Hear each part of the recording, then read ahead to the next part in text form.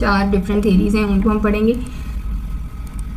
सबसे पहले जो इमोशनल स्टेट है वो क्लोजली रिलेटेड है और मोटिवेशन के साथ। मोटिवेशन और इमोशन आपस में बहुत ज़्यादा कोरिलेट करते हैं। इवन हम एक दूसरे, अगर इन दोनों को एक दूसरे के बगैर इमेजिन भी करें तो काफ़ी मुश्किल है। इमोशंस जो हैं वो इन्फ्लुएंस करते हैं मोटिवेशन को और मोटिवेशन इन्फ्लुएंस करती है इमोशन को। अब यहाँ पे साइकोलॉजिस्ट इमोशनल स्टेट्स को इन्वेस्टिगेट करते हैं और इससे रिलेटेड वो डिफरेंट थेरीज भी क्रिएट करते हैं ताकि वो हमारे जितने भी इमोशनल एक्सपीरियंसेस होते हैं उनको एक्सप्लेन कर सकें। सबसे पहले तो आपने ये समझना है कि जो हमारी इमोशंस होते हैं इसकी बेसिकली 3 कंपोनेंट्स होते हैं। इसके कंपोनेंट्स या फिर एलिमेंट्स इमोशंस के कौन से होते हैं। अगर हमें उन 3 कंपोनेंट्स या एलिमेंट्स की समझ आ जाए तो फिर हमारे लिए ये थेरीज को समझना आसान हो जाता है। सो बेसिकली यहाँ पर हमारे पास 3 कंपोनेंट्स होते हैं या 3 एलिमेंट्स होते हैं। पहला होता है फिजियोलॉजिकल रिस्पॉन्स। जब हमारी इमोशंस होते हैं इसमें सबसे पहले हमारी फिजियोलॉजी, हमारी बॉडी रिस्पॉन्स करती है, जिसमें हम कहते हैं कि इसमें चेंज होता है। हमारे जो अराउजल लेवल्स होते हैं उनमें चेंज होता है, वो एक्टिवेट हो जाते हैं क्योंकि वहाँ पे हमारा सिंपैथेटिक या पैरासिम्पैथेटिक नर्वस सिस्टम जो है वो एक्टिवेट होता है फिजियोलॉजिकल रिस्पॉन्स में। अब पैरासिम्पैथेटिक और सिंपैथेटिक नर्वस सिस्टम का आपको पता है कि ये क्या है। इसके अलावा जो हमारे फिजियोलॉजिकल कंपोनेंट्स होते हैं, इसमें फिजियोलॉजिकल कंपोनेंट्स में हमारे हार्ट रेट है, ब्रीदिंग रेट है, स्किन टेम्परेचर है एंड ब्लड प्रेशर है इसमें, जिसमें हमें स्वेटिंग भी स्टार्ट हो जाती है, ठीक है, हार्ट पाउंडिंग स्टार्ट हो जाती है। तो ये सारा किस में आ जाता है, फिजियोलॉजिकल रिस्पॉन्स में। जो बिहेवियरल रिस्पॉन्स है, बिहेवियरल में हमारा क्या होता है कि इसमें हमारे फेशियल एक्सप्रेशंस होते हैं, हमारी बॉडी लैंग्वेज होती है। जैसे कि हमने अगर किसी फ्रेंड को देखा है तो हम स्माइल करेंगे, हैंड गेस्चर्स देंगे और इसके अलावा बहुत ही वार्मथ एंड हैप्पी सिग्नल्स देंगे। सो ये सब क्या है, हमारे बिहेवियरल रिस्पॉन्स हैं, ठीक है। तो हमारे जितने भी गेस्चर्स एंड पोस्चर्स हैं वो सारे बिहेवियरल रिस्पॉन्स में आ जाएंगे। और थर्ड कंपोनेंट या थर्ड एलिमेंट है इमोशंस का, जिसको हम कहते हैं कोग्निटिव रिस्पॉन्स। कोग्निटिव का मतलब हमारे माइंड से रिलेटेड, ब्रेन नहीं माइंड, ठीक है। कोग्निशन हमने पढ़ लिया है कि कोग्निशन क्या होती है। अब इसमें कोग्निटिव रिस्पॉन्स में क्या होता है, इसमें हमारा कंसर्न होता है बेसिकली कि हम सब्जेक्टिवली उस जो भी स्टिमुलाई है उसको इंटरप्रेट करें और उससे जो भी रिलेटेड जो फीलिंग्स हैं उनको एक्सपीरियंस करेंगे। ये जो स्टिमुलस है इससे हमें किस तरह की फीलिंग्स आ रही हैं, तो बेसिकली हम क्या कर रहे हैं, इंटरप्रेट कर रहे हैं उन फीलिंग्स को जो हम एक्सपीरियंस कर रहे हैं। अब ये जितनी भी हमारी इंटरप्रिटेशन होती है, ये परसेप्शन होती है, ये सारी पास्ट एक्सपीरियंसेस की मेमोरीज की बेस पे होती है, जिसकी बेस पे हमारे इमोशंस जो हैं वो डेवलप हो चुके होते हैं। तो यहाँ पर हमने क्या देखा कि इमोशंस के 3 कंपोनेंट्स होते हैं या 3 एलिमेंट्स होते हैं। कौन कौन से, फिजियोलॉजिकल, बिहेवियरल एंड कोग्निटिव। अब ये 3 तरह के जो एलिमेंट्स हैं, इन तीनों के ऊपर ये सारी थेरीज बनी हुई हैं, ठीक है। अब ये थेरीज क्या कहती हैं, थेरीज में सबसे पहले हमारे पास James Lange versus Cannon Bard theory. अब यहाँ पे 2 थेरीज एक साथ हैं, एक है जेम्स लैंग और दूसरी है कैनन बैट। अब ये डैश डाल के आगे लैंग लिखा हुआ है, इसका मतलब है 2 लोगों ने मिलकर काम किया है। पहले में है James Lang, that means William James है पहला, और लैंग मीन कार्ल लैंग, इनके लास्ट नेम लिखे हुए हैं। इसी तरह कैनन बैट में भी 2 हमारे पास साइकोलॉजिस्ट हैं, दोनों के लास्ट नेम्स लिखे हुए हैं। अब ये जेम्स लैंग थेरी क्या कहती है कि हम इमोशंस को बायोलॉजिकली फील करते हैं और उसकी वजह से हमें स्ट्रेस फील होता है, ठीक है। हमने पहले जो भी स्टिमुलस है हम उन इमोशंस को फील करते हैं बायोलॉजिकली, बायोलॉजिकल कंपोनेंट बताए कि उसमें क्या क्या चीज़ आती है। उसके बाद हमें स्ट्रेस फील होता है, मीन्स कि आपके सामने अगर कोई सांप आ गया है तो पहले आपकी हार्ट पाउंडिंग स्टार्ट होगी, हार्ट रेट इंक्रीज होगा, ब्लड प्रेशर हाई होगा, उसके बाद आपको स्ट्रेस होगा। तो ये जेम्स लैंग थेरी हमारे बहुत ही हिस्टोरिकल पर्पसेस में से आती है कि बहुत ही हिस्ट्री में इसको मेंशन किया गया था, पहली थेरी यही थी, ठीक है। तो अब क्या ऐसा होता है कि जब आपका बायोलॉजिकल रिदम आपको बताएगा तो फिर ही आपको खौफ महसूस होगा, ऐसे तो नहीं हो सकता ना। यहाँ पर जो जेम्स लैंग थेरी है ये हिस्टोरिकल पर्पसेस में इसको सबसे पहले यूज़ किया गया था इमोशंस को एक्सप्लेन करने के लिए, ये पहली थेरी मैदान में आई थी। उसके बाद जो हमारी करंट थेरीज हैं इमोशंस के बारे में वो डिमॉन्स्ट्रेट करती हैं that biological changes are involved in emotions but they are not the sole cause of them. लेकिन ये अकेली ही हमें इमोशंस को फील करवाने में इन सिर्फ जो हमारी बायोलॉजिकल चेंजिंग्स होती हैं इनका हाथ नहीं होता। तो जेम्स लैंग थेरी क्या कहती है, बायोलॉजिकल इम्पैक्ट होता है, उसके बाद हमें स्ट्रेस फील होता है।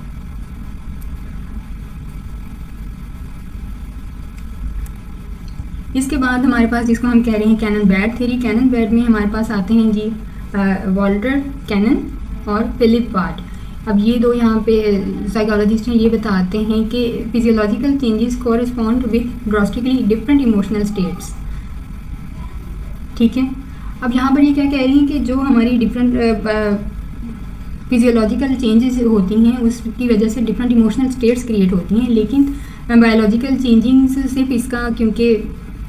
सिर्फ इसका हल नहीं है कि हम इमोशंस को एक्सप्लेन करें। तो किस तरह बायोलॉजी बताएगी कि how does she know if she feels afraid, in love, embarrassed और मेरली जॉयफुल। तो जस्ट एक बायोलॉजिकल फीलिंग्स आपको कैसे बता सकती हैं कि इस वक्त आपने स्टिमुलस से रिलेटेड किस तरह का रिस्पॉन्स देना है, आपको खौफ महसूस होना है, you are feeling in love और एम्बैरेस्ड, या फिर आप बहुत खुशी महसूस कर रही हैं। सो अब ये क्या थेराइज करते हैं that the biological change and the cognitive awareness of the emotional state occur simultaneously, कि जो हमारा बायोलॉजिकल चेंज है उसके साथ साथ जो हमारी कॉग्निटिव बायोलॉजिकल चेंज के साथ जो हमारी कॉग्निटिव अवेयरनेस है किसी भी स्टिमुलस को लेके, ये दोनों एक साथ अकर होती हैं। इवेंट हुआ मतलब आपने स्नेक को देखा, उसके साथ ही आपकी कॉग्निशन ने उसको डिटेक्ट किया कि ये जो स्टिमुलस है ये हार्मफुल है, आपको खौफ महसूस होना है, you are afraid from this animal. तो आप यहाँ पे आपका अवेयरनेस आई, साथ ही आपकी फिजियोलॉजिकल बायोलॉजिकल जो अराउजल है वो भी स्टार्ट हो गया, जिसमें डिफरेंट स्टेट्स हैं जो मैंने पहले आपको डिस्क्राइब की। अब यहाँ पर क्या कहते हैं कि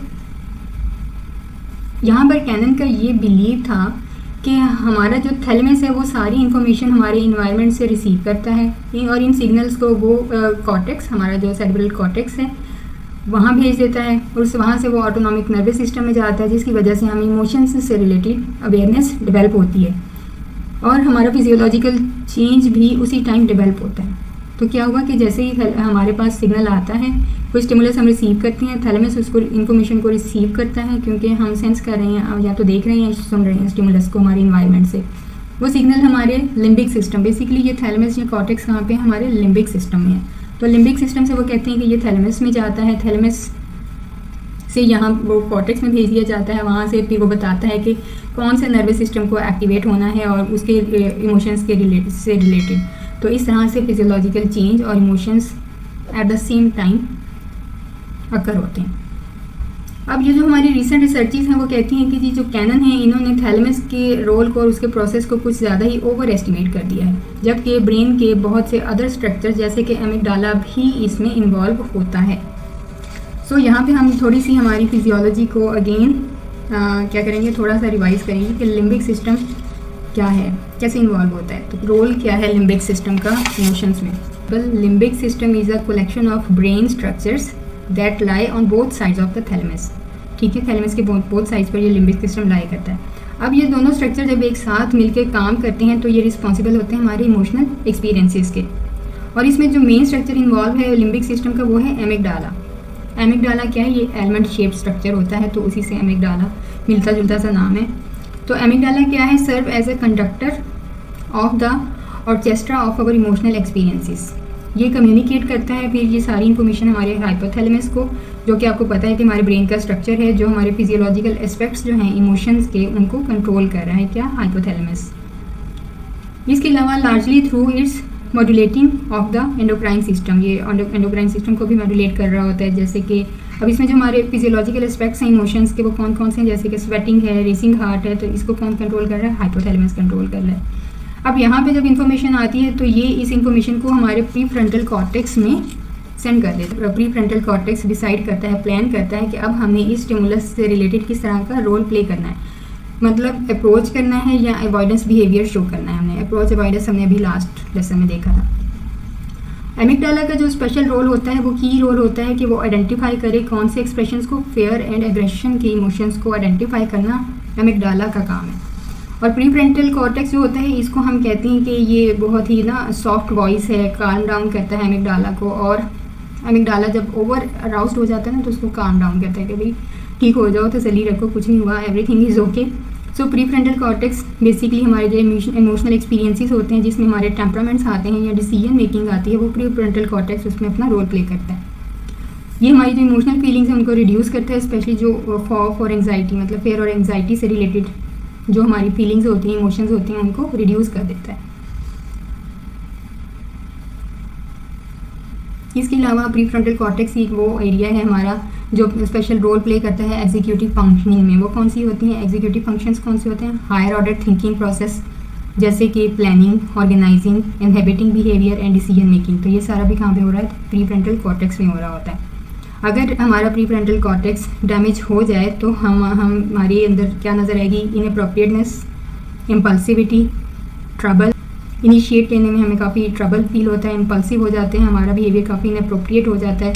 और ये जो हमारा प्री फ्रंटल कॉर्टेक्स होता है ना, ये ऑलमोस्ट ह्यूमंस में मिड-20s में जाके ये प्रॉपर डेवलप होते हैं, क्योंकि इसमें हमारे बड़े एग्जीक्यूटिव फंक्शंस हो रहे होते हैं। तो ये मिड-20s में जाके ये सही से डेवलप होता है। तो यहाँ पर इसलिए यहाँ पे कह रहे हैं कि हम जस्ट एक थैलेमस को ही नहीं कह सकते कि जस्ट उसी का रोल है, इसमें एमिगडाला और प्री फ्रंटल कॉर्टेक्स भी अपना अपना रोल प्ले कर रहे होते हैं। I hope you will give me 1000 likes. देंगे ना? Okay, now share and tell your friends about today's session. I hope you all have learned something. In case you have any doubts or questions, please comment down. And yes, subscribe to our channel and also don't forget to hit the bell icon to never miss another update from Eastern Psychologist. Keep watching, keep learning and follow your curiosity. See you in the next one. Bye.